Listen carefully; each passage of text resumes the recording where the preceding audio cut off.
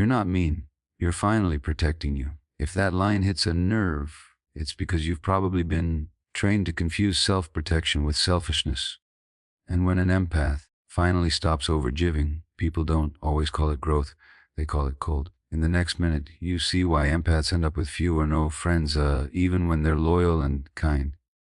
And later, I'll give you one simple action step you can use this week to protect your peace without hardening your heart. Empaths with few or no friends usually have these 5 survival boundaries. Survival is the key word. These aren't rules to punish people. They're limits your nervous system built after too many experiences where closeness came with a cost. Here's the uncomfortable truth. A lot of empaths didn't walk away from people because they stopped caring. They walked away because they got tired of paying for connection with their nervous system. They were the listener again, the understanding one again, the person who forgave first again. And after enough, again your system starts doing something intelligent. It reduces exposure. Not the danger of seeing what others don't, because you're better than others, because you're done being the emotional shock absorber. Before we name what's happening, notice this.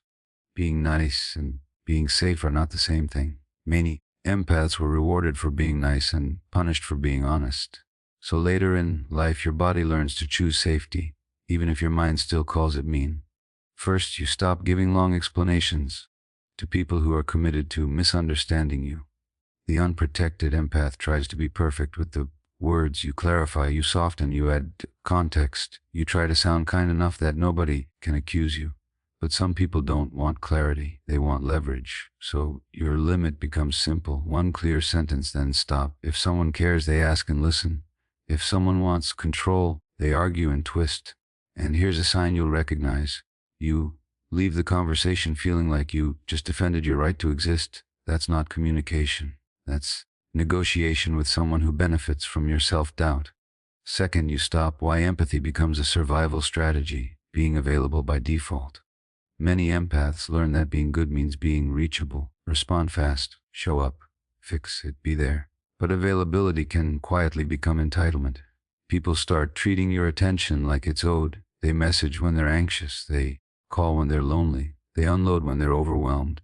Then they disappear when you need reciprocity. So you change the rule. You respond from capacity, not guilt. You don't let someone else's urgency become your schedule.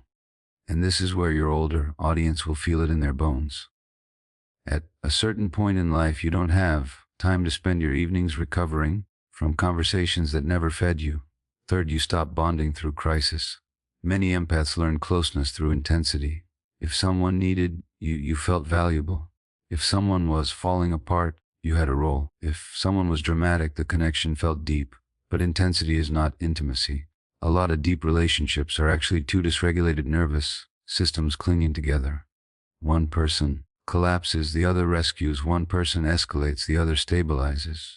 And the attachment wounds in one-sided relationships stabilize or mistakes exhaustion for love. This limit forms when you decide, I will not build connection on chaos. You can care without rescuing. You can listen without absorbing. You can be compassionate without becoming responsible. And if someone says you've changed, ask yourself one question. Did I change, or did I stop being useful to their dysfunction? Fourth, you stop dismissing how you feel after someone leaves. Empaths are often experts at overriding themselves. You leave an interaction feeling heavy, foggy, tense, strangely guilty. And you tell yourself it's nothing. And you call it sensitivity. And you call it overthinking. But your body isn't overthinking. It's reporting. So you begin trusting the after feeling not as drama as data. If you consistently feel smaller after seeing someone, that matters. If you feel braced while they're just talking, that matters. If you feel relief when they cancel, that matters. Some people never raise their voice, but they drain you through subtle pressure, criticism disguised as advice, or guilt disguised as concern. The protected empath stops arguing with those signals. Now, here's the midpoint question I promised, because this is where many empaths get stuck. What if protecting yourself is making coping through overgiving, rescuing, and numbing you lonely? That's the fear, right? That your limits will cost you connection. So here's the truth. Limits don't create loneliness. They reveal where Loneliness already existed because being surrounded by people who can't hold you is another kind of loneliness, and it's worse. Fifth, you stop keeping peace at your own expense, and this is where many empaths lose decades. If they don't wake up, you were taught that love means being easy. Don't make it awkward. Don't bring it up. Don't have needs that inconvenience anyone. So you learn to swallow discomfort and call it maturity. But what you were practicing was self-abandonment. The turning point is the day you decide, I will not purchase belonging with my silence. Because if a relationship requires you to shrink, it isn't connection, it's a role. And when you step out of the role, people might label you selfish, cold, difficult, changed. Often that label is simply the sound of your old compliance disappearing. Now, if you have few or no friends, I want you to hear this without shame. Sometimes your circle is small because you're picky in a healthy way. Sometimes it's small because you're tired. Sometimes it's small because you've been how the body remembers what the mind forgets, grieving. Sometimes it's small because you spent years being the strong one and never learned how to ask for support. But here's the common thread across all of it. You're no longer willing to be in relationships where your nervous system is the price of admission. Let's make it practical. These are the dynamics a protected empath stops feeding. The friendship where you listen for an hour and they don't notice you've gone quiet. The relationship where your no triggers punishment, silence, or sarcasm. The family connection where you're expected to keep the peace and pretend it didn't hurt. The person who only contacts you when they're struggling, then vanishes when they're stable. A limit doesn't mean you hate them. It means you stopped volunteering for a pattern. And here's another truth that unlocks a lot for empaths. You don't need a large circle to be healthy, you need a safe circle. Even 2 people who are emotionally consistent can be more nourishing than 20 people who drain you. Now, how do you know you're protecting yourself and not shutting down? A protection has clarity. Protection feels like you can still feel, but you're steadier. Shutdown feels like you can't access yourself. Protection makes your limits firmer, but your heart stays awake. Shutdown feels like walls of the 5 survival boundaries empaths develop everywhere. So, if your limits feel clean and your sleep is better, your digestion is calmer, your chest feels lighter, that's not coldness, that's regulation. Now, here's your one clear action step. It's simple on purpose, because simple is what you'll actually use for the next 7 days. Practice one rule. No instant yes. Anytime someone asks for your time, your energy, your attention, or your emotional labor, you pause. One breath, then you say, let me check my capacity and get back to you. That one sentence interrupts the empath reflex to answer from guilt. And when you check your capacity, don't ask, will they be upset? Ask a better question. Can I do this without resenting myself?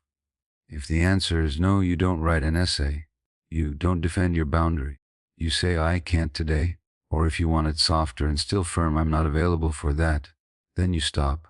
A nervous system, practical steps towards safer connection and healing. That is, healing doesn't negotiate basic self-respect. If you do this for 7 days, guilt will rise. That guilt isn't proof you're wrong. It's proof you're breaking an old contract.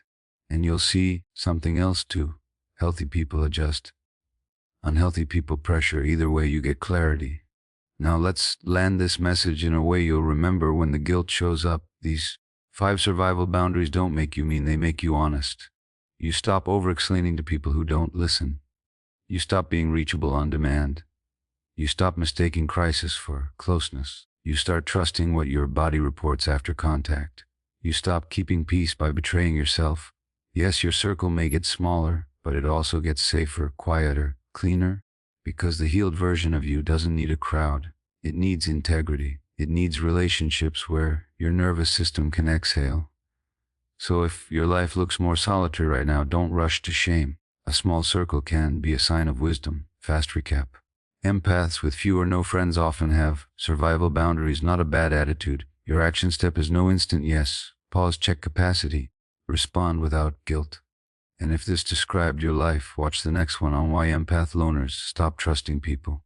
Because once you understand how trust breaks in an empath's nervous system, you'll stop blaming yourself for being selective. And you'll learn how to let the right people in without reopening the old wound.